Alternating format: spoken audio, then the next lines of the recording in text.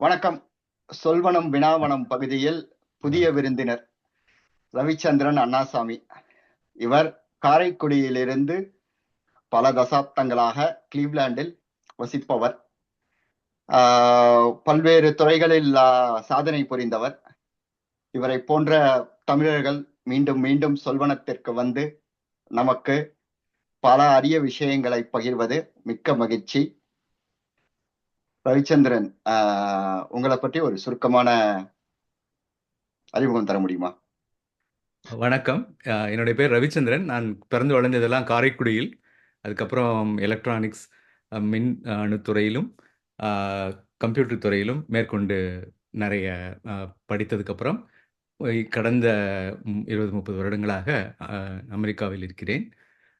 எனக்கு வந்து செயற்கை நுண்ணறிவு இது பாடமாக படித்தது இப்போது இன்னும் இன்ட்ரெஸ்டாக இருக்குது. அதே மாதிரி இசை, ஜோதிடம், இது மாதிரி பல துறைகளில் எனக்கு ஆழ்ந்த ஆர்வம் உண்டு. அதுதான் என்னை பற்றி நான் கொடுக்க அறிமுகம். வணக்கம். எனக்கு தெரிந்ததை எல்லாருக்கும் பகிர வேண்டும் என்ற நோக்கத்துடன் என்னை கண்டு கொண்ட பாஸ்டன் பாலா அவர்களுக்கு மிக்க நன்றி. நன்றி நன்றி ரவி. இந்த தொடர் மிக முக்கியமான காரணம், நம்ம பசங்களை, தமிழ்நாட்டு பசங்களை தமிழ்ல கத்துக்கணுங்கிறவங்களுக்கு ஒரு புதிய தரப்பா இருக்கும்ங்கிறது தான் நம்பிக்கை. இப்போ தலைப்புக்குள்ள போயிடலாம். சமீபத்துல ஒயர்ட் மேகசின்ல கியூ டே அப்படின்னு ஒரு கட்டுரையை பார்த்தேன். அது எனக்கு முழுக்க உள்வாங்கிக்க முடியல. அப்பதான் உங்களை தொடர்பு கொண்டு இந்த கட்டுரையை பத்தி நீங்க என்ன பேசுறாங்க, கியூடேனா என்ன, ஏன் இத பத்தி ஒயர்ட் மாதிரி ஒரு பாப்புலர் மேகசின் இத பெரிய விஷயமா சொல்றாங்க? ரொம்ப நல்ல கேள்வி இது. அதாவது நீங்க சொல்லிதான் நான் அந்த ஒயர்ட் மேகசின் ஆர்டிகிளையும் எடுத்து படித்தேன். ரொம்ப அற்புதமாக எழுதப்பட்டது. அதை நன்று அது தொகுதி என்னுடைய ஏற்கனவே இதை பற்றி நான் தெரிந்திருந்ததுனால, ஆனால் அதே வடிவத்திலேயே சொல்ல முயற்சிக்கிறேன். கியூ டே அப்படிங்கிறது டி டே அப்படிங்கிற வார்த்தையோடைய திடீர் தாக்குதல் தினம். அதாவது 2ஆம் உலகப் போரில் யுஎஸ் மற்ற எல்லாம் அலைஸ் எல்லாம் சேர்ந்து ஜெர்மனியில் அட்டாக் பண்ணி, அந்த ஒரு அட்டாக் வந்து ரகசியத்தை உடைச்சதுனால அது அப்படியே 2ஆம் உலகப் போர் திசை திரும்பி இவர்களாம் வெற்றி பெற்றார்கள். அதனால டி டே. அதே மாதிரி கியூ டேங்கிறது ஒரு அதிரடி தாக்குதல் தினம்னு சொல்றோம். எது கியூ ஃபார் குவாண்டம். அதாவது இன்றைய தினம் நம்ம வந்து நம்மளுடைய வங்கி கணக்குக்கோ, மிச்சவருக்கு மெசேஜ் அனுப்புறதுக்கோ, இமெயிலோ, ஹாஸ்பிட்டல் ரெக்கார்ட்ஸ் கண்டுபிடிக்கிறதுக்கோ நம்ம பாஸ்வேர்டு ஆக்சஸ் கண்ட்ரோல் யூஸ் பண்ணுறோம். அதே மாதிரி நம்ம அனுப்புகிற செய்தியும் ரகசிய குறியாக்கப்பட்டு செலுத்தப்படுகிறது. அதாவது நம்ம இந்த ரகசிய குறியாக்கம் இல்லாட்டி இணையத்தை நம்மளால் பயன்படுத்தவே முடியாது. அமேசானில் ஆர்டர் பண்ணுறதுனால எது செஞ்சாலும் நம்ம செய்கிறது எல்லாம் வந்து ரகசிய குறியாக மாற்றி அனுப்பப்படுகிறது. இதை என்ன நம்பிக்கையில் பண்ணுறோம் அப்படின்னா, இதை வந்து இந்த ரகசியத்தை யாரும் உடைக்க முடியாதுங்கிற தைரியத்தில் பண்ணுறோம். அது ஏன்னு கொஞ்சம் நான் சொல்கிறேன் கொஞ்சம் நேரத்தில். ஆனால் கியூடேனா என்ன அர்த்தம் அப்படின்னா, என்ன கண்டுபிடிச்சிருக்காங்கன்னா, குவாண்டம் கணினிகளால் எப்போ ஒரு குவாண்டம் கணினி வலுப்பெறுகிறதோ அது இந்த ரகசிய காப்புகளை உடனே உடைத்து விடும். ஒரு லெவலுக்கு வலுவானா அப்படின்னு எல்லாருக்கும் தெரியுது. அந்த நாள் கியூடே என்று சொல்கிறோம். அதாவது தற்போதைய ரகசிய குறியாக்க முறைகளை உடைத்துவிடும் அளவுக்கு குவாண்டம் கணினிகள் திறன் பெறும் நாளே கியூடே எனப்படும். ஏனெனில் தனியுடைமை, வங்கி விவரங்கள், ரகசிய அரசாங்க ஆவணங்கள் போன்ற அத்தனை தகவல்களும் பாதுகாப்பற்றதாக மாறிவிடும். இத சொன்ன உடனே எனக்கு திடீர்னு புராண கதை ஒண்ணு ஞாபகம் வந்தது. பஸ்மாசுரன் இல்ல யாரை தொட்டாலும் பஸ்மமாக்கிடுவாங்கங்கிற மாதிரி நீங்க என்ன சொல்றீங்க? யார்கிட்டயாவது இந்த குவாண்டம் கணினி கிடைச்சிடுச்சுன்னா அவங்க எல்லாத்தையும் தவிடுபொடி ஆக்கிடுவாங்க, எல்லா குறியாக்க முறைகளையும் சொல்றீங்க. ஏன் அந்த மாதிரி சொல்றாங்க? ஏன் இப்ப இருக்கிற ரகசிய குறியாக்க முறைகளுக்கு இது பெரிய அச்சுறுத்தலா, பஸ்மாசுரனா பார்க்கப்படுகிறது? இது ஒரு நல்ல இதை புரிஞ்சுட்டாலே போதும். இதை புரியறதுக்கு 3 விஷயங்கள் தெரிஞ்சு கொள்ளணும். இப்போது ரகசிய குறியாக்க முறைனா என்ன, இப்போதைய ரகசிய குறியாக்க முறை என்ன, அதாவது ரகசிய குறியாக்கம் எப்படி செய்யறோங்கிறது பொதுவா ஒன்று தெரியணும். தற்போதைய அற்புதமான ரகசிய குறியாக்க முறை ஒன்று RSA ஒன்று உள்ளது. அது எப்படி பயன்படுகிறது? அதை ஏன் இன்றைய கணிதத்தின் மூலம், இன்றைய கணக்கீட்டு முறைகளின் மூலம், கிளாசிக்கல் கம்ப்யூட்டிங் வச்சு ஏன் அதை உடைக்க முடியாது அந்த ரகசியத்தை? குவாண்டம் கம்ப்யூட்டர் எதனால் இதை உடைக்கிறது? 4 விஷயமும் தெரிஞ்சாகணும். ஸோ இதை நான் வந்து வேகமாக சொல்ல முயற்சிக்கிறேன். ரொம்ப நேரம் எடுத்துக்க இஷ்டம் இல்லை எனக்கு. ரகசிய குறியாக்கம்னா என்ன? இப்போ நான் இங்கேருந்து ஒருத்தருக்கு ஒரு செய்தியை அனுப்பணும்னு வச்சுப்போம். இப்போ வந்து ஒரு நான் ஒரு ஒரு உதாரணத்துக்கு ஒரு செய்தி நினைச்சேன். இப்போ அதாவது வீட்டில் சில பேர் வந்து கூட்டத்தில் உள்ளவங்களுக்கு காதில் தெரியக்கூடாதுங்கிறதுக்காக மாடி ரூம்ல இருக்கிற பைய கொண்டு வான்னு சொல்லணும் அப்படின்னா என்ன பண்ணுவாங்க? கமா கடி கரு கம் தான் சொல்லுவாங்க. அப்ப இவங்க சொல்றவங்களும் கேட்கறவங்களும் இந்த லாங்குவேஜுக்கு பழகிட்டாங்க. ஆனா வெளியில இருக்கவங்களுக்கு டக்கா என்ன சொல்றாங்க தெரிஞ்சா கூட அதை கணக்கிட்டு தான் கண்டுபிடிக்க முடியும். அதாவது காவெல்லாம் ரிமூவ் பண்ணிட்டு மாடி ரூம்ங்கிறத புரிஞ்சுக்கிறது கமா கடி கரு கம்லன்னு சில பேர் பேசுவாங்க, வேகமா பேசுவாங்க. அப்படி சொல்லி இதுதான் ரகசிய குறியீட்டு முறையோட பேச்சு வழக்கு. இதையே வந்து ஒரு செய்தியில எழுதி அனுப்பணும்னா என்ன பண்ணுவோம்? இதை வந்து கமா கடி கருன்னு எழுதுமே காவெல்லாம் கட் பண்ணிட்டா எடுத்து தெரிஞ்சு போயிடும். அப்ப அங்க என்ன பண்ணலாம்? அப்ப என்ன பண்ணலாம்னா, இப்ப நான் ஒரு உதாரணம் சொல்றேன். இப்போ ஒரு ஒரு ஒற்றர் காவலருக்கு ஒரு செய்தி அனுப்பிச்சாகணும். கல்பனா ஹோட்டலில் ரவுடி ஒளிந்துள்ளான் அப்படிங்கிறத ஒரு செய்தி அனுப்பி எழுதிப்பான். இதை வந்து அவர் எப்படி மாத்தி அமைக்க முடியும்? ஏதாவது ஒரு ஐடியா உங்களுக்கு என்ன தோணுது?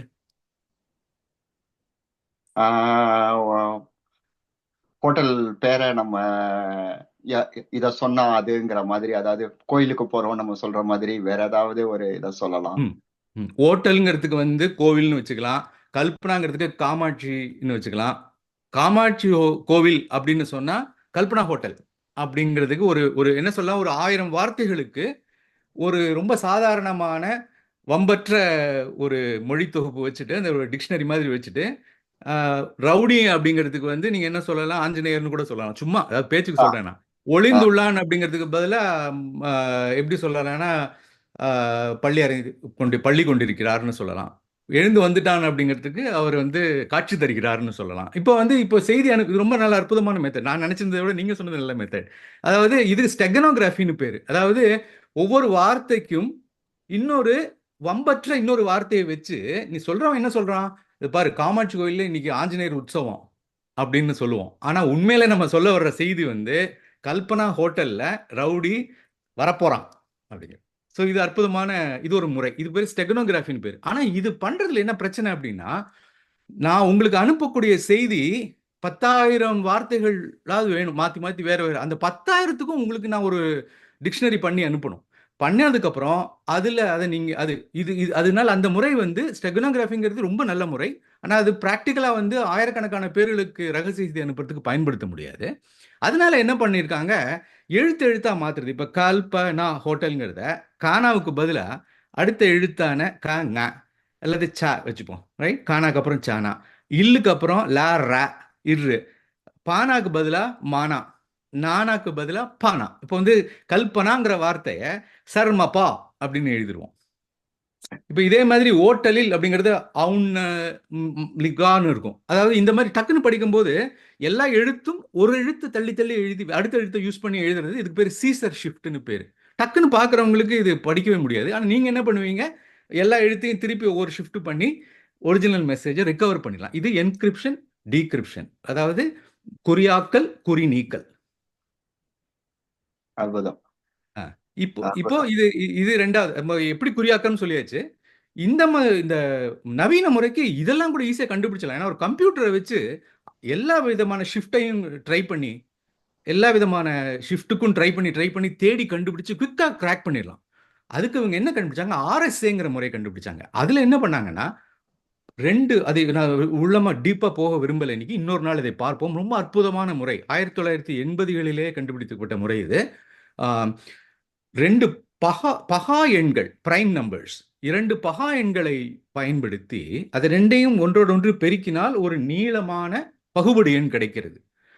அந்த எண்ணை வச்சு அதோட ஒவ்வொரு லெட்டரையும் ஷிஃப்டா யூஸ் பண்ணும்போது அது யாருக்குமே தெரியாது. ஏன்னா ஒவ்வொரு எழுத்தும் வேற வேற ஷிஃப்ட்ல போகும். ஆனா அது எத்தனை ஷிஃப்ட் ஆகுதுங்கிறது வந்து இந்த பகுபடு எண்ணால இருக்கு. ஆனா கேட்கிறவருக்கு இந்த பகு எண்ணும் தெரியும், 2 பகு எண்கள் தெரியும். அனுப்புறவருக்கு இந்த பகா எண் தெரியும். அப்ப என்ன சுருக்கமா சொல்ல போனா, நான் இந்த பெரிய எண்ணை வச்சு அனுப்பிச்சேன்னா அவங்க பகு எண்களாக வச்சு அதை டீகோட் பண்ணிக்கலாங்கிற ஒரு ஒரு கணிதம் மூலமாக ஒரு அற்புதமான சிக்கலான முறையை ஒன்று கண்டுபிடிச்சு அதை வச்சு தான் இன்னைக்கு எல்லா உலகத்தில் உள்ள ஆர்எஸ்ஏங்கிற கம்பெனி வந்து அந்த ஐடியாவை கிரியேட் பண்ணி இப்போ உலகத்தில் ஆர்எஸ்ன்னு 3 அறிவியலாளர்கள் பெயர் சேர்த்தது ஆ, பண்றாங்க. ஆனா இந்த ஆர்எஸ்ஏ கிராக் பண்றதுக்கு சாதாரண கணினி முறைகளால முடியாது. இப்போ ஸோ இது இது அடுத்து இது எப்படி குவாண்டமால முடியும்னு சொல்லலாமா அடுத்து? ஆமா. இது எப்படி, அதாவது சாதாரண கம்ப்யூட்டரால முடியல. சாதாரண ம். கம்ப்யூட்டர்னாலும் முடியாதனாலதான் இன்னைக்கும் நம்ம இப்போ கிரெடிட் கார்டுலாம் தைரியமா தவணை அட்டை எல்லாம் நம்ம எல்லா இடத்துலயும் கொடுக்க முடியுது. கடவுச்சொல்லாம் டக்குன்னு யாராலையும் இந்த இது பண்ண முடியல, உடைக்க முடியல அவங்களால. அந்த செக்யூர் இது வழியா போறது. ஆனா இது எப்படி இதுல கியூடேல இது எப்படி டக்குன்னு கிராக் நடக்க போறது? இது ரொம்ப அற்புதமான விஷயம் என்னன்னா, இப்ப இருக்கிற கணினி வந்து 0 அல்லது 1. இது வந்து அலன் டியூரிங்கும் கிளாட் ஷானனும் வடிவமைத்த முறை 0101 2 ஸ்டேட்ல தான் வந்து கணினி இயங்குது. அப்போ ஒரு எண் குறியீடெல்லாம் 0வா இருக்கும், இல்லை 1ஆ இருக்கும், இல்லை அதோடைய தொகுப்பாக இருக்கும். 0011னா இது, 0110னா இதுன்னு சொல்லி நம்ம குறியீட்டாக்கிட்டு அதை வச்சு தேடி தேடி ஒரு ஒரு இதாக கண்டுபிடிக்கிறோம். இப்போ ஒரு ரகசிய குறியீட்டு முறையை உடைப்பதற்கு சாதாரண கணினி என்ன பண்ணணும்னா ட்ரையல் அண்ட் எரர் தான் பயன்படுத்தி ஆகணும். அதாவது இந்த இந்த விசை இந்த கீ ட்ரை பண்ணிப்பாரு, அடுத்து இந்த கீ ட்ரை பண்ணிப்பாரு, அது ஒரு கால இந்த கீ. ஆனா இதுக்கு சில அறிவார்ந்த குறுக்கு வழிகள், ஹியூரிஸ்டிக்ஸ்னு சொல்றோம், அறிவார்ந்த குறுக்கு வழிகளை பயன்படுத்தி கொஞ்சம் வேகமா பண்ணலாம். ஆனால் பொதுவாகவே இது ஒரு ட்ரையல் அண்ட் எரர் மெத்தட் தான். அதனால தான் ஒரு ஆர்எஸ்ஏ கிராக் பண்றதுக்கு ஒரு சாதாரண கம்ப்யூட்டருக்கு 100,000 கோடி வருஷம் ஆகும்னு கணக்கிட்டு இருக்காங்க. நான் பேச்சுக்கு சொல்றேன், 100,000 உடனே 100,000 இல்லை, அந்த அளவுல அந்த ஆர்டர் ஆஃப் மேக்னிடியூட்ல ஆகும்னு கணக்கு பண்ணியிருக்காங்க. ஆனா குவாண்டம் என்ன பண்ணும்? 0 1 கிடையாது. இதுதான் முக்கியமாக கவனிக்க வேண்டியது 2 விஷயம்.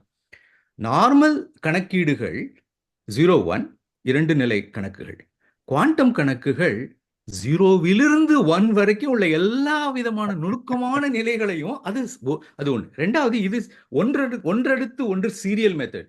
இது வந்து பேரலல் மெத்தட். அதாவது என்னன்னா இங்க 0வை ட்ரை பண்ணிட்டு அப்புறம் 1 ட்ரை பண்ணுவோம் இல்லையா, அதுக்கு பதில் இங்க வந்து 0வையும் 1ஐயும் நடுவில் உள்ள எல்லா நிலைகளையும் ஒரே நேரத்துல குவாண்டமால தேடி எல்லா சாத்தியக்கூறுகளையும் இமீடியட்டா அதுக்கு பண்ணக்கூடியதுக்கு. ஏன் அப்படின்னா குவாண்டம் வந்து கியூபிட் அப்படிங்கிற சூப்பர் பொசிஷன், அதாவது குவாண்டமோட 2 முக்கியமான விஷயங்களை இதுக்கு யூஸ் பண்றாங்க. சூப்பர் பொசிஷன், ஒரே நேரத்தில் 2 இடத்தில் ஒரு குவாண்டம் துகளால் இருக்க முடியும். அப்ப 0வையும் ரெப்ரசென்ட் பண்ண முடியும், 1ஐயும் ரெப்ரசென்ட் பண்ண முடியும், இடைப்பட்ட எல்லா நிலைகளையும் அதால ரெப்ரசென்ட் பண்ண முடியும். Super position. ரெண்டாவது வந்து என்டாங்கிள்மெண்ட். ஒன்னை இப்படி திருப்பினா அந்த அடுத்தது அதோடைய தொடர்பு பெற்றது அது அப்படி திருப்பிக்கும். ஆனா அதுக்கு 2 ஒன்னோட ஒன்று தொடர்பு. இதை பயன்படுத்தி அவங்க என்ன பண்றாங்க, எந்த கணிதத்தையும் குவாண்டம் இயலில் போட்டுவிட்டால் எல்லா சாத்தியக்கூறுகளையும் ஒரே அடியாக தேட முடியும் என்பதால் பல கோடி ஆண்டுகள் நடக்கக்கூடிய சார்மல் கணிதத்தை சில வருடங்களிலேயோ சில நாட்களிலேயோ இன்னும் திறமை பெற்றுவிட்டால் சில மாதங்களில் சில நாட்களில் பண்ண முடியும்னு பயப்படுறாங்க. இதுக்கு பீட்டர் ஷார் அப்படிங்கிறவர் ஒரு குவாண்டம் அல்காரதமே கண்டுபிடிச்சிட்டார். அது ரொம்ப நாளைக்கு முன்னாடி 1990லேயே அவர் கண்டுபிடிச்சு இந்த மாதிரி ஒரு அல்காரதம் வச்சா பிரைம் ஃபேக்டரைசேஷன், இது என்ன கால்குலேஷன் பண்ணலாம், பிரைம் ஃபேக்டரைசேஷன் பண்ண முடியும் அப்படின்னு கண்டுபிடிச்சிட்டாரு. ஆ சோ நீங்க என்ன சொல்றீங்க? இது இருக்கு, கிட்டத்தட்ட நெரளி இருக்கு. அதை வந்துட்டு வரி செயலாக்குறதுக்கு, அதை வந்து எக்ஸிக்யூட் பண்றதுக்கு இது இல்ல, கம்ப்யூட்டர் இல்ல. அதுதான் ஆமா இடையில ஆமா நடக்கும் அப்படின்னு ஆமா சொல்றீங்க. ஆமா ஆமா. அற்புதம். நல்ல வேளை இன்னும் வரல, அதனால எல்லாரும் பாதுகாப்பா இருக்கும், தகவல்கள்லாம் பாதுகாக்கப்படுது. ஆனா இந்த மாதிரி கியூடே உருவாக்குறதுல அமெரிக்கால பல நிறுவனங்கள் ஈடுபட்டிருக்குன்னு தெரிய வருது. மற்ற நாடுகளும் இந்த மாதிரி விஷயங்கள்ல ஈடுபட்டிருக்கா? எல்லா நாடுகளும் ஈடுபட்டிருக்கு சார். கேளு கேளு கேளு அதான் கேளு. ஈடுபட்டு இருக்கா இப்போவும்? ஆமா, ரொம்ப தீவிரமா ஈடுபட்டு இருக்காங்க. சீனா, அமெரிக்கா, ஐரோப்பிய ஒன்றியம், இந்தியா எல்லாருமே இதுல முயற்சி பண்ணிட்டு இருக்காங்க. கம்பெனிகள்னு எடுத்துட்டா கூகுள், ஐபிஎம், மைக்ரோசாஃப்ட், ஹுவோவை எல்லா கம்பெனியும் வந்து ரொம்ப தீவிரமாக இதில் இறங்கியிருக்காங்க எல்லாருமே. இந்த கடைசி 10 வருஷத்தில் இதில் அபாரமாக முன்னேறி இருக்காங்க. அதாவது 1 கியூபிட் 2 கியூபிட்னு ஆரம்பித்து இப்போ 50 60 150 கியூபிட் வரைக்கும் வந்துட்டாங்க. ஆனால் இந்த ரகசிய காப்பை உடைக்கிறதுக்கு ஆயிரக்கணக்கான கியூபிட்டுகளுக்கு திறமை, ஒரே நேரத்தில் பண்ணக்கூடிய திறமை வேணும். அதனால தான் அது இன்னும் பல வருடங்கள் ஆகும்னு சொல்கிறாங்க. இந்த கியூடேங்கிறது சிலர் சொல்றாங்க 2035க்குள்ள வர்றதுக்கு 30% சான்ஸ் இருக்கு அப்படிங்கிறாங்க. அதாவது அப்படின்னா என்ன, 35லேருந்து 50க்குள்ள கூட வந்துடலாம். இன்னும் சில பேர் ஏற்கனவே வந்தாச்சு, இதை சில பேர் ஏற்கனவே இதை கிராக் பண்ணியாச்சு, ஆனால் அதை ரகசியமா வச்சிருக்காங்க அப்படின்னு சொல்றாங்க. இதுல எது உண்மைன்னு தெரியாது யாருக்கும். ஆஹ் கேட்க கேட்க சாத்தியக்கூறுகள் பிரமிப்பை தருது. நம்ம இது வரைக்கும் கொஞ்சம் எதிர்மறையா இது பண்ணியிருந்தோம். நேர்மறையா யோசிச்சா கியூடேங்கிறது ஒரு எதிர்மறையான பார்வை. இதுல என்ன மாதிரி நல்ல விஷயங்கள் வரலாம் இந்த குவாண்டம் கணினிங்கிற ஓ மாதிரி? இந்த கியூபிட் நீங்க சொல்ற 1000 கியூபிட் எக்ஸிக்யூட் பண்றதுக்கு, எல்லாத்தையும் இந்த ஷோர் அல்காரிதம் எல்லாம் எக்ஸிக்யூட் பண்றதுக்கு என்ன மாதிரி நல்ல விஷயங்கள்லாம் இதுல ஓ பல உருவாகலாம்? பல பல விஷயங்கள்ல வந்து, அதாவது இப்போ உதாரணமாக மருந்து கண்டுபிடிக்கிறதுக்கு ஆயிரக்கணக்கான மாலிக்யூல்ஸ், மூலக்கூறுகளை இப்படி அமைச்சு அப்படி அமைச்சு அதோடைய ப்ராப்பர்ட்டிஸ் எப்படி இருக்கணுங்கிறது அது ஒரு கம்ப்யூட்டேஷனல் ஒர்க் தான் அது. மருந்து கண்டுபிடிப்பு, அதே மாதிரி புது விதமான பொருள்கள் தயாரிப்பு, வெதர் காலநிலை கணிப்பு, இந்த எல்லா துறைகளிலுமே வந்து அதிகப்படியான சாத்தியக்கூறுகளை ஒரே நேரத்தில் தேடும் முறை இருந்தா இதுலெல்லாம் பெரிய பெரிய முன்னேற்றங்களை கொண்டு வரலாம். அது வந்து அதோடைய ரொம்ப பாசிட்டிவ் இம்பாக்ட் அது. ஓகே. சோ நல்ல விஷயங்களும் நடக்கலாம். இது நிஜமாவே ஆமா, கண்டுபிடிச்சு இதை எக்ஸிக்யூட் உண்மையாவே. பண்றதுக்கான கணினியும் கண்டுபிடிச்சிட்டாங்கன்னா. ஆனா இப்போ எப்பவுமே தற்காப்பு ரொம்ப முக்கியம். நம்ம வருமுன் காப்போனா இருக்கணும், வந்த பின் காப்போனா இருக்கக்கூடாதுங்கிறது சின்ன வயசுல இருந்து சொல்ற கதைகள்லாம் சொல்லிட்டு இருக்கு. ஆமா, இப்போ ஆஹ் அமெரிக்கா அரசா இருக்கட்டும், சீனாவா இருக்கட்டும், இல்ல இந்தியாவா இருக்கட்டும், இல்ல நிறுவனங்களே கூட இப்போ பேங்கிங், வங்கிகள், அதுக்கப்புறம் இந்த மாதிரி நிதி நிறுவனங்கள்லாம் என்ன மாதிரி நடவடிக்கைகளை எடுத்து வச்சுட்டு இருக்கணும்? அந்த கியூடே எப்போ வரப்போறதுங்கிறதான் தெரியலன்னு சொல்றீங்க. 10 ஆமா, வருஷமா இருக்கலாம், 20 வருஷமா ஆமா, இருக்கலாங்கிறீங்க. ஆனா எப்போவாது வந்துருங்கிறீங்க. ஆமா. அதாவது Y2K, அதுக்கு நம்ம எப்படி தயார் பண்ணி கொண்டோம்? அதாவது 99ங்கிறது வந்து 100 ஆகும்போது 00வா மாறிடும்போது எல்லா விதமான வருடக்கணக்குகளும் 100 கணக்கு தப்பு வரக்கூடாதுங்கிறதுக்காக 2 எழுத்துக்களில் எழுதப்பட்ட வருடங்களை எல்லாம் கம்ப்யூட்டர்ல 4 எழுத்துக்களாக மாற்ற அவசர அவசரமாக அந்த ஒரு 5-6 வருஷங்களில் மாற்றப்பட்டன. அதன் மூலமாக அது அந்த டே வந்தபோது, Y2K டே வந்தபோது அது ஒரு ஒரு ஜோக் மாதிரி இருந்தது. எல்லாரும் எதிர்பார்த்துட்டு இருந்தாங்க, எங்க வரப்போகுது? நம்மலாம் அதுல பங்கு பெற்றவர்கள். எங்க வரப்போகுது, எப்போ வரப்போகுதுன்னு பார்த்து எங்கேயோ ஒரு இடத்துல ஆஸ்திரேலியால ஒரே ஒரு இடத்துல ஒரு சின்ன தவறு நடந்ததுன்னா அது நிறைய பேருக்கு வந்து ஒரு ஆன்டி கிளைமேக்ஸா, ஒரு எதிர் நிகழ்ச்சியாக இருந்தது. அப்படின்னு நல்லது. இதே போல் இதற்கும் பல வழிமுறைகளை கண்டுபிடித்துக் கொண்டிருக்கிறார்கள். உதாரணமாக நிஸ்ட் அப்படிங்கிற ஒரு அமைப்பு இருக்கிறது அமெரிக்காவில். அவங்க என்ன பண்றாங்க, போஸ்ட் குவாண்டம் கிரிப்டோகிராஃபி, அதாவது குவாண்டமால் தகர்க்கப்பட முடியாத ரகசிய காப்பீட்டு முறை ஒன்றுக்கு அவங்க ஏற்கனவே ஒரு கொடுத்துட்டாங்க. சிக்னல், ஐ மெசேஜ் போன்ற செய்தி பரிமாற்ற இதில் இது ஏற்கனவே வேற அறிமுகப்படுத்திட்டாங்க. ஸோ இது இம்ப்ளிமெண்டட். ஆனால் பல பல இடங்களில் இதை இன்னும் அறிமுகப்படுத்தணும். ஸோ நம்ம என்ன நினைக்கிறோம்னா, இந்த 2035ன்னு சொல்கிறோம் இல்லையா, அதுக்குள்ளே வந்து எல்லா பேங்கிங், எல்லா விதமான ரகசிய குறியீட்டு முறைகளும் இந்த போஸ்ட் குவாண்டம் வேர்ல்டுக்கு குவாண்டம் டேக்கு தயாராகிவிடும்னு எதிர்பார்க்கிறோம். இதான் நல்ல செய்தி. அப்புறம் இதில் பெரியபடியாக அடி வாங்கக்கூடிய இன்னொரு விஷயம் வந்து பிட்காயின். ஏன் அப்படின்னா, பிட்காயின் வந்து பிளாக் செயின்ங்கிற அமைப்பில் ஒரு பிளாக்குக்கும் இன்னொரு பிளாக்குக்கும் அப்படியே தொடர்பு கொண்டே அதை கிரிப்டோ பண்ணி பண்ணி அடுத்ததுக்கு போகுது. எப்போ வந்து குவாண்டம் கணிதம் வந்து இந்த ரகசிய காப்பீட்டு முறையை உழைக்க முடியுமோ, அப்போ ஒரு பிளாக் செயினை வந்து அதான் பிட்காயினோட பெருமையே, பிளாக் செயினோட பெருமையே ரகசிய காப்பா இருக்கிறதுனால டிஸ்ட்ரிபியூட்டட் இன்ஃபர்மேஷன் அது. அதை உடைக்க முடியும். அப்போ அதோட பிட்காயினோட மதிப்பு கடுமையாக வீழ்ச்சி அடையும். அதுதான் வந்து இப்போ எல்லாம் அப்போ எல்லாரும் என்ன சொல்லிட்டு இருக்காங்க, ரொம்ப ஆராய்ச்சி பண்ணி பார்த்து சொல்றாங்க, இது மாற்ற வழி இல்லை. அதாவது இருக்கிற பிட் செயின்ஸை போஸ்ட் குவாண்டமாக மாற்றுறதுக்கு வழி இல்லை. ஹார்டு ஃபோக், அதாவது அதிரடி மாற்றமாக இருக்கிற பிளாக் எல்லாத்தையும் நிறுத்திட்டு புதுசாக ஒன்று ஆரம்பிக்கணும். அப்போ இதில் இருக்கிற வேல்யூலாம் இருக்கிறவங்கலாம் ஒத்துக்கணுமே அதுக்கு. அதனால அதுதான் வந்து ரொம்ப அடிபடும்னு எல்லாரும் பயப்படுறாங்க. அதற்காக முன்னெடுக்க முயற்சி செஞ்சுட்டு இருக்காங்க. இது ஒரு விதமான முயற்சி. இன்னொன்று என்ன பண்றாங்கன்னா, இதுக்கு சப்போஸ் தயார்படுத்தாத நிலையில திடீர்னு கியூடே வந்து அட்டாக் ஆகி பேங்க் அக்கௌண்ட்டுக்கு லாகின் பண்ணி பார்க்குறோம். திடீர்னு அவங்க எங்களால் இன்று இது பண்ண முடியாது. இல்லை கவர்மெண்ட் திடீர்னு வந்து ஒரு காலங்காத்தால எழுந்து வந்து நேத்திக்கு குயிடே ஆயிடுது. அதனால இன்னைக்கு வந்து யாருமே பேங்க்ல அக்கௌண்ட் முடியாது. கொஞ்சம் பொறுமையா இருங்கன்ற மாதிரி செய்தி வர்ற நாள் வரக்கூடாது. ஏன்னா அந்த மாதிரி அதுக்காக என்ன பண்றாங்க? அப்ப என்ன ஆகும்? பொதுமக்களுக்கு வந்து டிஜிட்டல் பரிமாற்றமே நம்பிக்கை போயிடும். அவங்க ஆ எல்லாத்தையும் அப்ப பழைய முறைகளை வச்சு பேப்பர்ல எழுதி வச்சு பேங்கிங்லாம் பண்ண ஆரம்பிக்கும். நிலைமை கூட வரலாம். அதாவது ஒர்ஸ்ட் கேஸ் பயமுறுத்துறதுக்காக நான் இதை சொல்ல வரல. இதை ஒரு தயார் நிலைப்படுத்தலாக நினைக்கலாம். உண்மையாகவே இன்னும் கியூடே வருவதற்குள் நம்ம உலகம் வந்து அதுக்காக Y2Kக்கு எப்படி தயார் செய்து கொண்டோமோ அதே போல் இதற்கும் தயார் செய்து கொண்டு தொழில்நுட்பத்தால் நம்மை தயார்படுத்தி கொண்டு இந்த கியூடேங்கிறது வந்து ஒரு ஜோக்கு மாதிரி வந்து போகக்கூடிய இதாக தான் இருக்கும்னு நான் நினைக்கிறேன். ஆனா இதை பத்தி எல்லாம் தெரிஞ்சு வைக்கிறது நல்லதுங்கிறதுனால தான் இதை பத்தி நம்ம பேசுறோம். ஆ அருமை. நீங்க சிக்னல்ன உடனே ஒரு சாதாரண மனிதனா எனக்கு பல்வேறு எண்ணங்கள் ஓடிச்சு. வாட்ஸ்அப் இருக்கு, சிக்னல் இருக்கு, டெலிகிராம் இருக்கு, இந்த மாதிரி ஆப்பிளோட பல்வேறு ஆப்பிள், கூகுள் எல்லாருமே அந்த இது வச்சிருக்காங்க, மெசேஜ் வச்சிருக்காங்க. அது வந்துட்டு பாதுகாப்பா தான் அனுப்புறோம்னு நினைத்து கொண்டு இருக்கோம். யாருக்கு அனுப்புறோமோ அவங்களுக்கு மட்டும்தான் போகுது. அந்த நிறுவனத்தாலேயே பார்க்க முடியாதுங்கிறது தான் பல்வேறு நிறுவனங்கள் சொல்றது. முக்கியமா டெலிகிராமோ இல்ல ஆப்பிள் மெசேஜோ.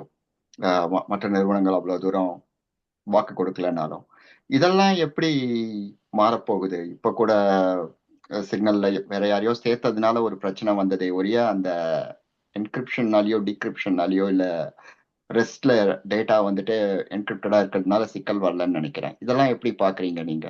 அதாவது இதெல்லாம் இதுல ஒரு நுணுக்கமான விஷயம் இருக்கு. அதாவது நம்ம அனுப்புற ஒவ்வொரு செய்தி துணுக்கும் உலகத்துல இன்டர்நெட்ல எங்க வேணா போய் எங்க வேணா போகலாம். அதாவது இப்ப நீங்க ஆப்பிளுக்கோ இல்ல ஒரு பேங்க்குக்கோ செய்தி அனுப்பித்தால் கூட அது அது ரகசிய குறியாக்க முறையாக்கப்பட்டதனால் அது தைரியமாக இன்டர்நெட் மூலமாக ஆயிரக்கணக்கான கம்ப்யூட்டர் மூலமா தான் அது போகுது.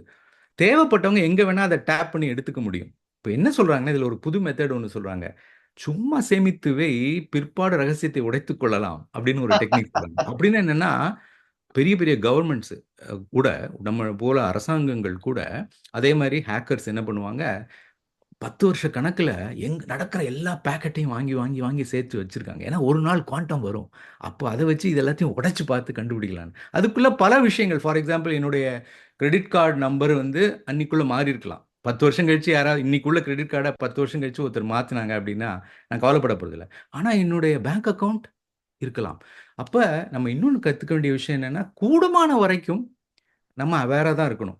கூடுமான வரைக்கும் பழைய மெயில்கள டெலீட் பண்றது, இல்ல அத வந்து நம்ம சேவ் பண்ணி வச்சுக்கிறது. கூடுமான வரைக்கும் அப்படியே கொஞ்சம் கொஞ்சம் கொஞ்சமா உடனே உடனே டெலீட் பண்ணிட்டு, அது 2, 3 வருஷத்துல அந்த கம்பெனியோட சர்வர்கள்லேருந்து அவங்க டெலீட் பண்ணுவாங்க.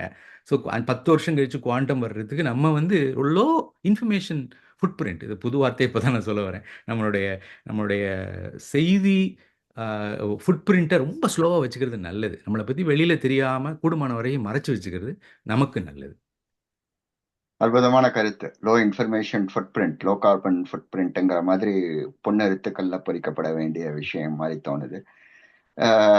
அதாவது லோ ஆஹ் பர்சனல் இன்ஃபர்மேஷன் ஃபுட்பிரிண்ட். so, நல்ல விஷயங்களை எல்லாரோடையும் ஷேர் பண்ணணும். நான் அப்படின்னா யார்ட்டையும் ஒன்றும் சொல்லாதுன்னு நான் சொல்லலை நம்ம. நன்றி. ஆமா சொல்லுங்க. ஆமா ஆமா உண்மை உண்மை.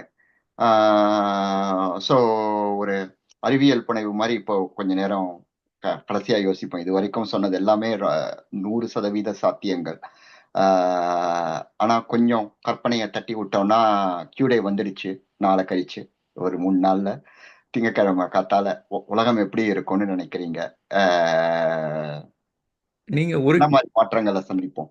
நீங்க ஒரு கேள்வி கேட்குறீங்க, நான் 2 கேள்விக்கு 2 பதில் சொல்ல போறேன். அதாவது கியூ டே அப்படிங்கிறது ஒரு நாள் அப்படி இருக்கலாம். அதாவது திடுதிப்புன்னு வந்து வந்து அது ஆக்சுவலி நல்ல செய்தி. கியூ டே வந்துடுச்சுன்னு அனௌன்ஸ்மெண்ட் வந்தா அது உண்மையிலேயே நல்ல செய்தி. ஏன் அப்படின்னா எல்லாருக்கும் தெரிஞ்சிடுச்சுன்னு அர்த்தம். கியூ குவாண்டம் கம்ப்யூட்டிங்கை வச்சு ரகசியத்தை உடைக்க தெரிந்தவன் அதை யாருக்கும் சொல்லாம 10 வருஷம் ரகசியமா வச்சிருக்கான்னு வச்சுங்க. அப்பதான் இன்னொன்னா வந்து உண்மையாகவே உண்மையாகவே பயம் என்ன அப்படின்னா அப்ப நீங்க பாட்டுக்கு ரகசிய காப்போ இருக்குன்னு நினைச்சு அனுப்பிச்சிட்டு இருப்பீங்க எல்லாத்தையும்.